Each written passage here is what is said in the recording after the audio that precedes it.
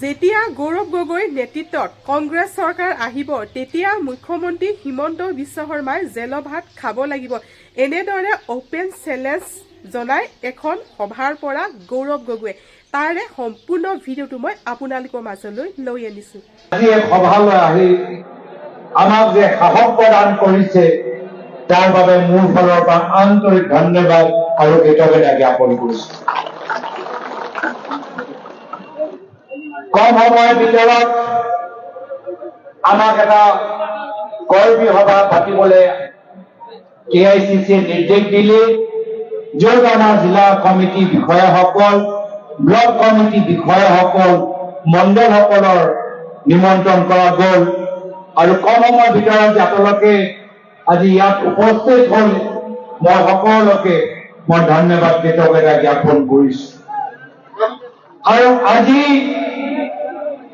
এইখন সভাৰ পৰা এটা স্পষ্ট বাৰ্তা যাব লাগে। এই বাৰ্তাটো কি হ'ল যে পৰৱৰ্তী বিধানসভা নিৰ্বাচনত কংগ্ৰেছৰ নেতৃত্বৰ চৰকাৰ হ'বলৈ গৈ আছে। যদি ইয়াৰ পৰা আপোনালোকে মাত্ৰ এটাহে কথা যোৱাৰ পিছত যদি মানুহৰ মাজত ক'বলৈ বিচাৰে তেতিয়া এটাই কথা ক'ব যে কংগ্ৰেছৰ চৰকাৰ আহিবলৈ গৈ আছে। কিয় ইতিমধ্যে আপোনালোকক কোৱা গ'ল যে আমি আৰম্ভ কৰিলো হাৰাঘাটত, কাৰ্বিআংলঙত, তাত শ মানুহ গোট খালে। তাৰপিছত আমি গ'লো মৰাণত, তাত শ মানুহ গোট খালে। তাৰপিছত গ'লো আমি বিহুপুৰীয়া উত্তৰ অসমত, তাত শ মানুহ গোট খালে। তাৰপিছত গ'লো আমি ৰংগীয়া মন্ত্ৰী অসমত, তাত শ মানুহ গোট খালে।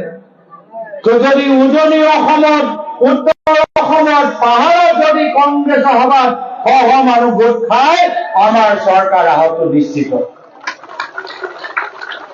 ইতিমধ্যে ৰকিবুল হুছেইন ডাঙৰীয়াই ক'লে যে বিজেপি দলে কিছুমান চিট এৰিয়ে দিছে।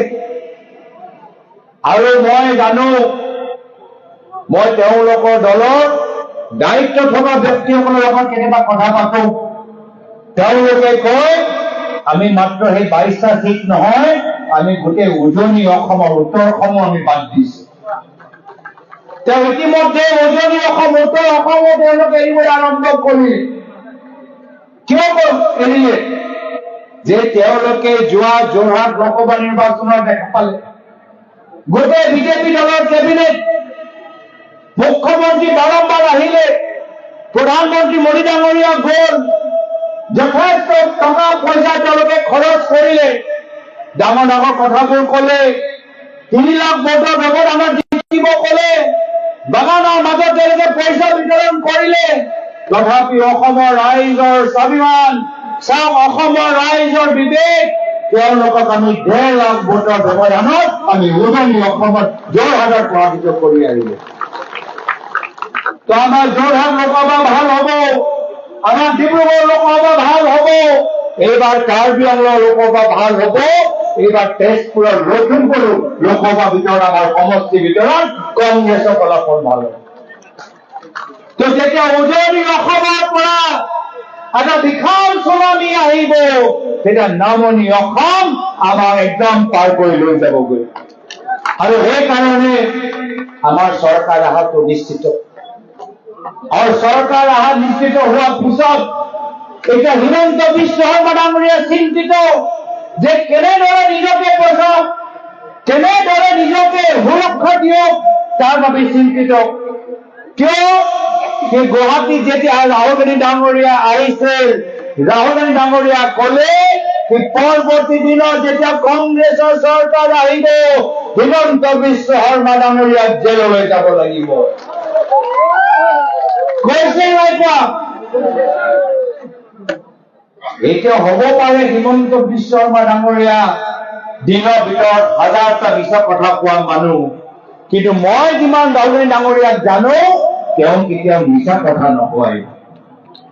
তেওঁ 4000 কিলোমিটাৰ তাৰ উপৰি কন্যাকুমাৰী বা কাশ্মীৰলৈকে খোজকাঢ়ি এটাই বাৰ্তা লৈ মানুহৰ মাজত গ'লে যে নফৰত কি বাজাৰ মে মোহব্বত কি দোকান খুলি। এয়া হল আমাৰ দলৰ নেতা, কাকো ভয় নকৰে আৰু মিছা কথা নকয়। তো সেইকাৰণে যেতিয়া ৰাহুল ডাঙৰীয়াই ক'লে যে পৰৱৰ্তী দিনত কংগ্ৰেছৰ চৰকাৰ আহিলে হিমন্ত বিশ্ব শৰ্মা ডাঙৰীয়া জেললৈ যাব, সেই দিনৰ পৰা হিমন্ত বিশ্ব শৰ্মা ডাঙৰীয়া চেহেৰাটো কলা হৈ গ'ল আৰু চুলি আধা গুচি গ'ল। হয়নে নহয়? চেহেৰাটো কলা হৈ গ'ল, চুলি আধা গুচি গ'ল, বিটিয়া নিৰ্বাচনত আকৌ ভোট দেখা খালে। হয়নে নহয়? এতিয়া সেইকাৰণে আকৌ ৰাহুল ডাঙৰীয়া জানে আমাৰ কংগ্ৰেছৰ ভিতৰত কথাবোৰ অলপ বেলেগ ধৰণৰ হয়। আমাক এবাৰ সুধিলে যে শুনাচোন কংগ্ৰেছৰ বন্ধুসকল, দলৰ সতীৰ্থসকল, মইতো কৈ দিলো যে কংগ্ৰেছ আহিলে হিমন্ত বিশ্ব শৰ্মা ডাঙৰীয়া জেললৈ যাব। যদি সি আকৌ নিজকে জেলৰ পৰা বচাবলৈ কংগ্ৰেছৰ ভিতৰত আহিবলৈ বিচাৰে, জাপ মাৰিবলৈ বিচাৰে, তেখেতক ল'ব লাগে নে নালাগে কওকচোন? ল'ব লাগে নেকি? ল'ব লাগে নেকি? ঠিকে, আপোনাৰ আৰু আমাৰ কথা একেই, আপোনাৰ আৰু আমাৰ কথা মিলিছে। আমিও একেখিনি কথা কলো যে ৰাহুল ডাঙৰীয়া যদি আটককাৰী তেওঁলোকে ক্ষমা বিচাৰে, তেতিয়া হিমন্ত বিশ্ব শৰ্মা ডাঙৰীয়াক আমি কংগ্ৰেছ ভিতৰত ল'ব নালাগে। তাৰ পিছৰ পৰা এইখিনি কথা হিমন্ত বিশ্ব শৰ্মা ডাঙৰীয়া গম পাই গ'ল। এতিয়া তেওঁৰ চিন্তা আৰু বাঢ়ি গ'ল। এতিয়া চিন্তা বাঢ়ি যোৱাৰ পিছত তেওঁ কি কৰিব পাৰে? এটাহে কাম কৰিব পাৰে, নিজৰ 108 ফোন কৰি কৈছে আজমল ডাঙৰীয়া য'তে আছে অসমলৈ ঘূৰি আহক। আজমল ডাঙৰীয়া হ'ব অসমলৈ ঘূৰি আহক, মোক বচাওক।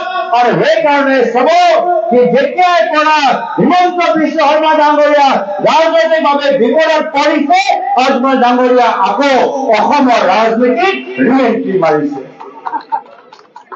আৰু এতিয়া হিমন্ত বিশ্ব শৰ্মা ডাঙৰীয়াৰ ওচৰত এটাহে বিকল্প যে কেনেদৰে AIDF গাড়ীৰ ভিতৰত তেওঁ কেনেদৰে তেল সোমাব পাৰে, কেনেদৰে আৰু তেল দিব পাৰে। সেয়া হ'ল হিমন্ত বিশ্ব শৰ্মা ডাঙৰীয়া একমাত্ৰ এটাহে ৰাজনৈতিক কৌশল। ৰাতি ৰাতি ফোন কৰে AIDF দলৰ বিধায়কসকল, তোমালোকে কি লাগে, তোমালোকে কি বিচাৰা? কোনো সীমা নাই, মোৰ পৰা মই নিজৰ তিজৰি খালী কৰি দিছো, যি তুমি বিচাৰা মই তোমাক দিম, কিন্তু তোমালোকে AIDF দল আহা আৰু মোক বচোৱা।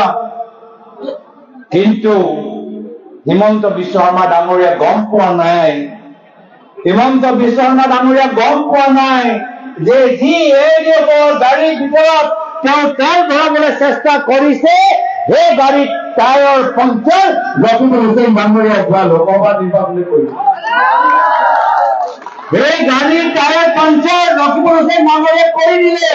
এতিয়া সেই গাড়ীৰ ভিতৰত তোমালোকে 100 কোটি টকাও যদি তেল ভৰোৱা, সেই গাড়ীকে আগবাঢ়ি যাব নোৱাৰে। পাৰে নে নোৱাৰে কওকচোন? পাৰে নে নোৱাৰে?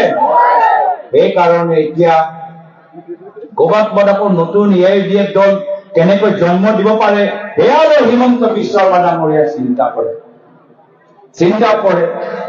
কিন্তু এতিয়া অসমৰ ৰাইজ হ'ব পাৰে বন্ধু কীৰ্তি ডাঙৰীয়া কোৱাৰ দৰে সহজ সৰল, কিন্তু এতিয়া ৰাইজ ৰাজনৈতিকভাৱে সচেতন হৈছে।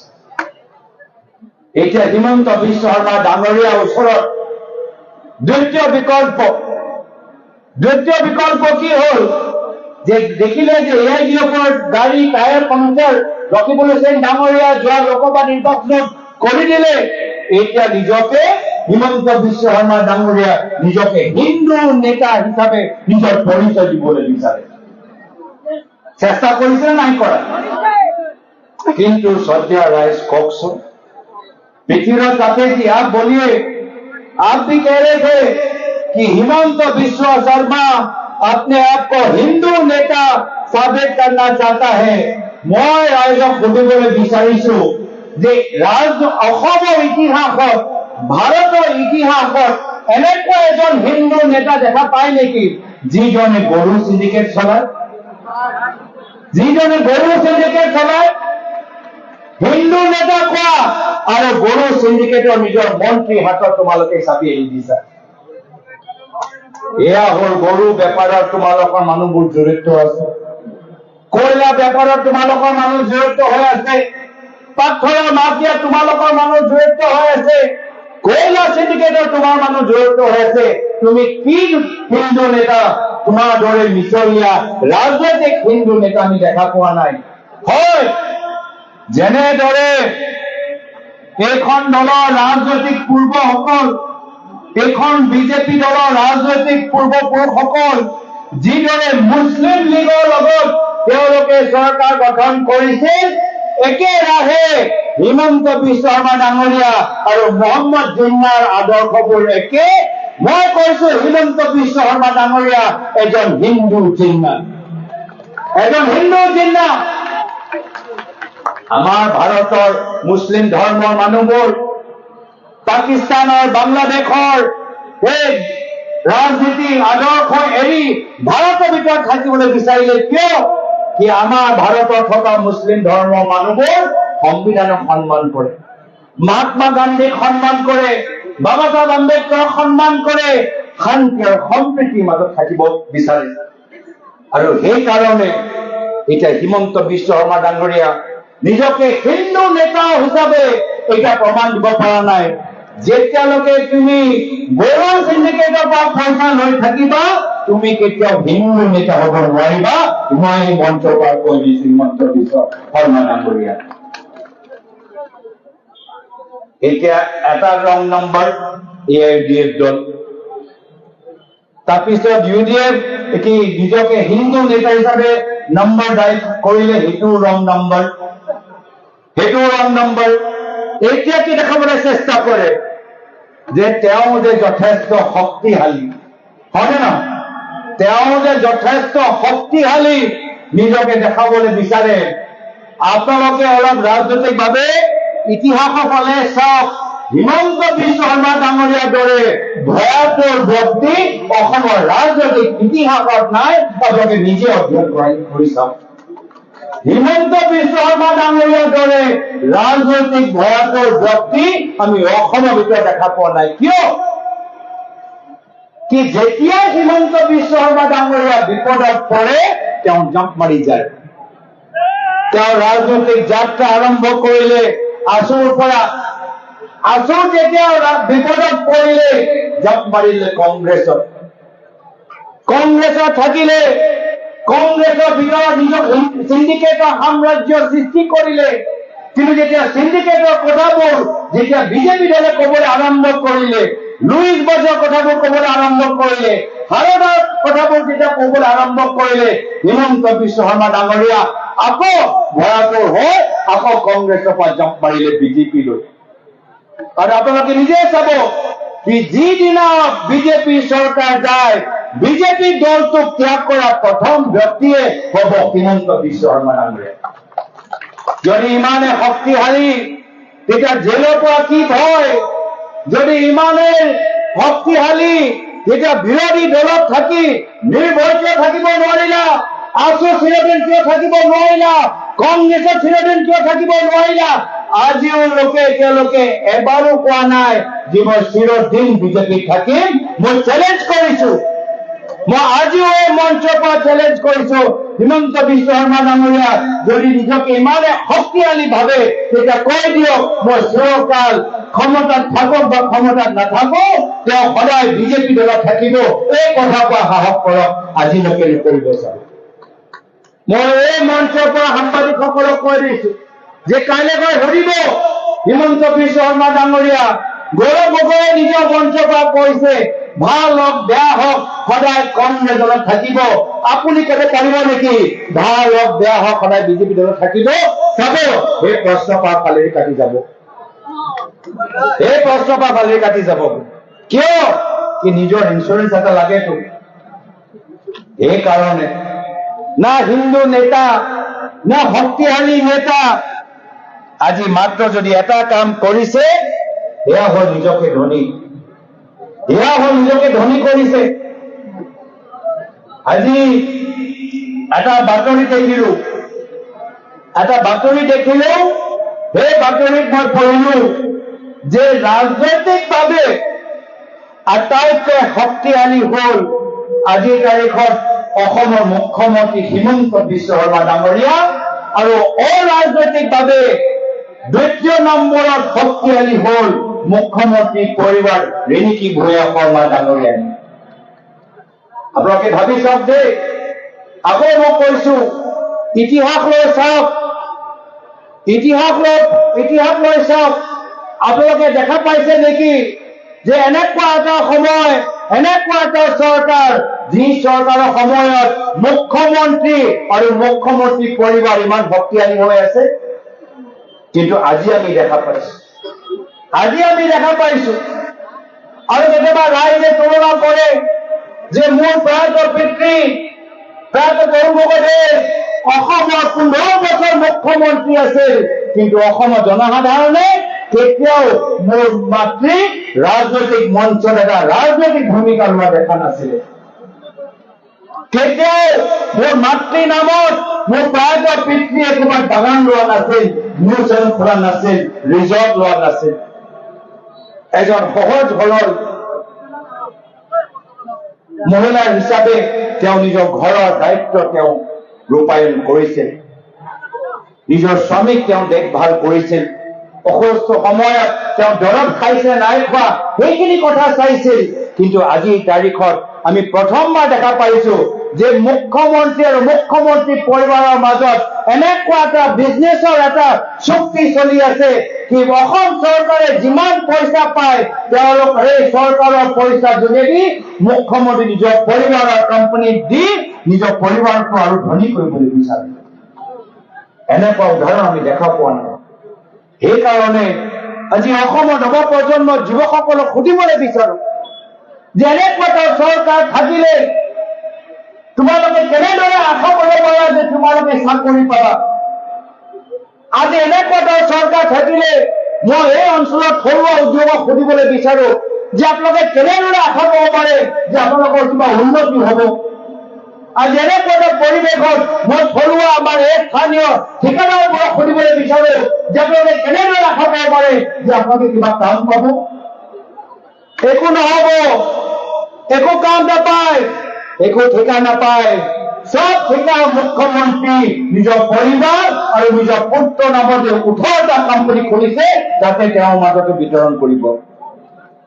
সেইকাৰণে আমাৰ দুখীয়া ৰাইজৰ ওচৰত থাকিলে না চৰকাৰী স্কুলবোৰ বন্ধ, না গাঁৱৰ ভিতৰত নিৰাপত্তা, গৰাখনি আমাৰ মাটিবোৰ ৰৈ গৈছে, না ৰাজনৈতিকভাৱে নিৰাপত্তা, কেতিয়াবা উচ্ছেদৰ নামত, কেতিয়াবা এছআৰ নামত আমাক ৰাজনৈতিক ওপৰত আমাৰ ওপৰত প্ৰহাৰ কৰে, না সন্মান থাকে, বাৰম্বাৰ তুলঙা মন্তব্য কৰে।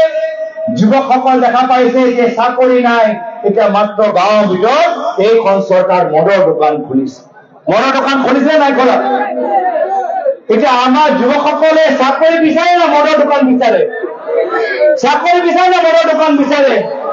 তো চাকৰি কোনে দিব পাৰিব? চাকৰি কোনে দিব পাৰিব? চাকৰি কোনে দিব পাৰিব? আপোনালোকে শান্তিত থাকিবলৈ বিচাৰে না অশান্তিত থাকিবলৈ বিচাৰে? শান্তি লাগে নে নালাগে? শান্তি লাগে নে নালাগে? শান্তি কোনে আনিব পাৰিব? শান্তি কোনে আনিব পাৰিব? আপোনালোকক সন্মান লাগে নে নালাগে? সন্মান লাগে নে নালাগে? সন্মান কোনে দিব পাৰিব? সন্মান কোনে দিব পাৰিব? এইখিনি কথা পৰৱৰ্তী দিনত মনত ৰাখিব লাগিব ৰাইজ, যে শান্তি আনিব কংগ্ৰেছে, সন্মান আনিব কংগ্ৰেছে, গাঁৱৰ ভিতৰত উন্নয়ন আনিব কংগ্ৰেছে, থলুৱা উদ্যোগক জোৰ দিব কংগ্ৰেছে। আমাক যদি লাগে নিৰাপত্তা, সেই নিৰাপত্তা আমি পাম কংগ্ৰেছৰ দিনত। এইখিনি কথা মনত ৰাখিবনে? ৰাখিবনে? নে অলপ আমনি লাগিছে? বন্ধ কৰো নেকি? আজি আমি কোনো স্বাৰ্থলৈ ৰাজনীতি দেখা নাই। মই যেতিয়া বিদেশত আছিলো, মোৰ প্ৰয়াত পিতৃয়ে বহুতবাৰ মোক সুধিছিলে যে ৰাজনীতিলৈ আহা। মই কৈছো নহয়, মই নিজৰ এটা ৰাস্তা মই নিৰ্ধাৰিত কৰিবলৈ বিচাৰো। আৰু যেতিয়া ভগৱানে মোৰ ওপৰত কৃপা কৰিলে আৰু মই সেই লক্ষ্যত গৈ পালো, তেতিয়া মই কলো দেউতা এতিয়া মই প্ৰস্তুত, এতিয়া মই অসমৰ ৰাজনীতিত মই ভৰি দিবলৈ বিচাৰো। আৰু এটাই উদ্দেশ্য লৈ মই ভৰি দিছো, যিদৰে মোৰ প্ৰয়াত পিতৃয়ে কলে ৰাজনীতি হ'ল ৰাইজক সেৱা কৰা এটা মাধ্যম। সেই একে উদ্দেশ্য লৈ ময়ো এই ৰাজনীতি পথাৰত ভৰি দিছো, কংগ্ৰেছৰ যোগদান কৰিছো। আৰু কংগ্ৰেছ দলটো কিয় যোগদান কৰিলো? কংগ্ৰেছ দলটো কিয় যোগদান কৰিলো? কি মই নিজে দেখিলো মোৰ প্ৰয়াত পিতৃ আদৰ্শৰে বা কংগ্ৰেছৰ ইতিহাসৰ যেতিয়া মই অধ্যয়ন কৰিলো যে অসমৰ ভিতৰত যেতিয়া শান্তি আনিছে, শান্তি অনাৰ সময়ত সদায় কংগ্ৰেছে মূল ভূমিকা লৈছে, কংগ্ৰেছে মূল ভূমিকা লৈছে। আৰু সেইকাৰণে এই দলৰ ইতিহাসৰ প্ৰতি আকৰ্ষিত হৈ, এই দলৰ আদৰ্শৰ প্ৰতি অনুপ্ৰাণিত হৈ মই কংগ্ৰেছ দলক মই ভৰি দিছো। সেইকাৰণে আমি বিচাৰো আমাৰ লোকৰ মাজত শান্তি সম্প্ৰীতি, আমাৰ ভিতৰত কোনো অহংকাৰ নাই। অহংকাৰ আছে হিমন্ত বিশ্ব শৰ্মা ডাঙৰীয়া। আজি বঙাইগাঁৱৰ পৰা মানুহবোৰ আহিছে নে নাই? আহিছে। আমাৰ বঙাইগাঁৱৰ পৰা মানুহ, গোৱালপাৰাৰ পৰা মানুহ আহিছে না? গোৱালপাৰাৰ মানুহবোৰ ক'ত? গোৱালপাৰাৰ মানুহবোৰ এতিয়া মনত আছে নে নাই যে যোৱা দ্বিতীয় নিৰ্বাচনত কোচ ৰাজবংশী ছাত্ৰসকল ওলাই আহিলে, ক'লে যে আমাৰ জনজাতিকৰণ লাগে। আৰু হিমন্ত বিশ্ব শৰ্মা ডাঙৰীয়াৰ প্ৰতিক্ৰিয়া কি আছিল? নিজৰ পুলিচ বাহিনী পঠাই তেওঁলোকৰ লগত মাৰপিট কৰালে। এয়া হ'ল তেওঁলোকৰ নীতি। প্ৰায়ত তৰুণ গগৈদেৱৰ দিনত বিভিন্ন দলৰ বিভিন্ন সংগঠনৰ ছাত্ৰ নেতাসকল তেখেতৰ লগত বহি কইনা ধাৰাত একাপ চাহ খায়, কথাবোৰ কয়, প্ৰায়ত তৰুণ গগৈদেৱৰ পৰা কথাবোৰ শুনে। কিন্তু হিমন্ত বিশ্ব শৰ্মা ডাঙৰীয়া আজিৰ তাৰিখত ইমান অহংকাৰী হৈ গ'ল, এতিয়া নিজে কৰে যে বিধানসভা নিৰ্বাচনৰ আগত ছটা জনগোষ্ঠী জনজাতিকৰণ নহয়। তেওঁ চিন্তা নকৰে কোচ ৰাজবংশীৰ আবেদন কি। ইয়াৰ পূৰ্বে কেতিয়াবা শুনিছেনে STV? মইতো শুনা নাই, কোনোবা শুনিছে নেকি? তেওঁ ৰাজ্যৰ বিধানসভাত এটা ৰিপৰ্ট আনিলে, সেই ৰিপৰ্টৰ ভিতৰত লিখা আছে STV, ST ভেলী। এতিয়া মই প্ৰথমবাৰ দেখিছো কোচ ৰাজবংশী সমাজৰ উদাহৰণ যে উজনি অসমৰ STP আৰু নামনি অসমৰ STV। এনেকুৱা উদাহৰণ দেখা নাই। এয়া হ'ল হিমন্ত বিশ্ব শৰ্মা ডাঙৰীয়া। যেতিয়া সমস্যা সমাধান নাথাকে মানুহৰ মাজত ভাগ ভাগ কৰে, কেতিয়াবা ধৰ্ম নামত, কেতিয়াবা জাতি নামত, কেতিয়াবা ভাষা নামত। কিন্তু কংগ্ৰেছ দল আমি স্বাধীনতা সংগ্ৰামত দেখিলো কি যেতিয়া সকলোৱে একত্ৰিত হৈ তেতিয়াই আমাৰ সমাজ শক্তিশালী হয়। সেইকাৰণে আমি নিজৰ সমাজৰ মাজত ভাগ ভাগ হোৱাটো নিবিচাৰো, আমি নিজৰ সমাজৰ মাজত একতা শান্তি আৰু সম্প্ৰীতি হোৱাটো বিচাৰো। সেইকাৰণে এইখিনি কথা আজি আপোনালোকৰ মাজত আমি কৈছো। কিন্তু মাত্ৰ বিজেপি দলৰ কথা ক'লে নহব, এই দলৰ কথা ক'লে নহব। অলপ অসম গণ পৰিষদ দলৰ কথা ক'বলৈ বিচাৰিছো। অসম গণ পৰিষদ দল, মই যিমানবোৰ দল অধ্যয়ন কৰিছো, অসম গণ পৰিষদ দল মই এনেকুৱা দল মই আগতে দেখা নাই যি দলে ক্ষমতা থকা সময়তো নিজকে আৰু দুৰ্বল কৰি গৈছে। আজি প্ৰত্যেক দল যেতিয়া ক্ষমতালৈ আহে আৰু শক্তিশালী হয় আৰু সবল হয়, সংগঠনটো আৰু বহল কৰে। কিন্তু অসম গণ পৰিষদ দল হিমন্ত বিশ্ব শৰ্মা ডাঙৰীয়াৰ লগত মিত্ৰতা কৰি গোটেই নিজৰ দলটোক তেওঁলোকে বলিদান কৰি মাত্ৰ 2-3 জনৰ বাবে চিন্তা কৰিব, গোটেই দলটোক তেওঁলোকে ধ্বংস কৰিব। এনেকুৱা দলৰ উদাহৰণ আমি কেতিয়াও দেখা পোৱা নাই। দেখা পাইছে নেকি? আজি মই ভাবো যদি অসম গণ পৰিষদ দল আমাৰ লগত মিত্ৰতা কৰিলেহেঁতেন আৰু আমাৰ লগত থাকিলে আৰু শক্তিশালী হ'লেহেঁতেন। এতিয়া বিজেপিৰ লগত মিত্ৰতা কৰাৰ পিছত, বিশেষকৈ হিমন্ত বিশ্ব শৰ্মা ডাঙৰীয়াৰ সন্মুখত আঁঠু কাঢ়ি দিয়াৰ পিছত এতিয়া অগপ দল ক্ষমতা সুবিধা পালেও আজি আগতকে আৰু দুৰ্বলে হৈছে। দুখ লাগে অগপ দলৰ নেতৃত্ব চাই। অগপ দলৰ এটা ইতিহাস আছে, অগপ দলৰ অসমৰ ইতিহাসত এটা ৰাজনৈতিক ভূমিকা আছে। কিন্তু কিছু ব্যক্তিসকলৰ ব্যক্তিগত স্বাৰ্থৰ বাবে আজি অসম গণ পৰিষদ দল অসম চুক্তিৰ পৰা জন্ম লৈছে, কিন্তু অসম চুক্তিক নষ্ট কৰা বিজেপি দলটোক তেওঁলোকে সমৰ্থন দিছে। ইয়াতকৈ লজ্জাজনক কথা আৰু কি হ'ব পাৰে? সেইকাৰণে আমি আগন্তুক দিনত আমি নিজকে স্থিৰ কৰি আগবাঢ়ি যাব লাগিব আৰু আজি এখন সভাৰ পিছত গাঁৱৰ ভিতৰত নিজৰ গোটখন আৰু শক্তিশালী কৰিব লাগিব আজি মাত্ৰ আমি সভাত উপস্থিত হৈছো কিন্তু পৰৱৰ্তী সময়ত আমি ঘৰে ঘৰে মানুহৰ ওচৰত যাব লাগিব ঘৰে ঘৰে যাব লাগিব নে নালাগে আমি ঘৰে ঘৰে গলেহে আমাৰ কামখিনি সম্পূৰ্ণ হ'ব ডাঙৰ সভা সমিতিলৈ আহি ৰাজনৈতিক নেতাসকলৰ বক্তৃতা শুনিলে মাত্ৰ আমাৰ কৰ্তব্য পূৰণ নহয় যেতিয়ালৈকে আমি এইখিনি কথা ঘৰে ঘৰে লৈ নাযাওঁ তেতিয়ালৈকে আমাৰ কৰ্তব্য আগুৰা হৈ থাকিব মই সকলোকে বিনম্ৰভাৱে অনুৰোধ কৰিছো যে আগন্তুক আমাৰ 2 মাহ আছে এই 2 মাহ আমি ৰাতি টোপনি আমি ত্যাগ কৰি আমি দলভাৱে ত্যাগ কৰিব লাগিব কষ্ট কৰিব লাগিব আৰু অসমৰ স্বাৰ্থৰ কাৰণে কংগ্ৰেছৰ নেতৃত্বৰ চৰকাৰ আনিব লাগিব এইখিনিয়ে কথা কৈ মই পুনৰবাৰ স্থানীয় যুক্তসকলক ধন্যবাদ কৃতজ্ঞতা জ্ঞাপন কৰিছো পৰমকে হলে ভৱানী বিহুৰ লগ যাচি আমাৰ ইংৰাজী নতুন বছৰৰ শুভেচ্ছা জ্ঞাপন কৰি ইয়াতে নিজৰ সমগ্ৰ সামৰিছো ধন্যবাদ জয় হিন্দ জয় অসম জয় সংবিধান বন্দে মাতৰম আজি ভিডিঅ'টো এইখিনি আছিল এইখিনিকে মই আপোনালোকৰ মাজলৈ আগবঢ়ালো ভিডিঅ'টো চাই যদি ভাল লাগিলে চেনেলটো ছাবস্ক্ৰাইব কৰি ৰাখিব আগলৈ এনেকুৱা ধৰণৰ ভিডিঅ'সমূহ চাবৰ বাবে আজি এই ভিডিঅ'টো ইয়াতে সামৰণি মাৰিছো আজিলৈ বাই বাই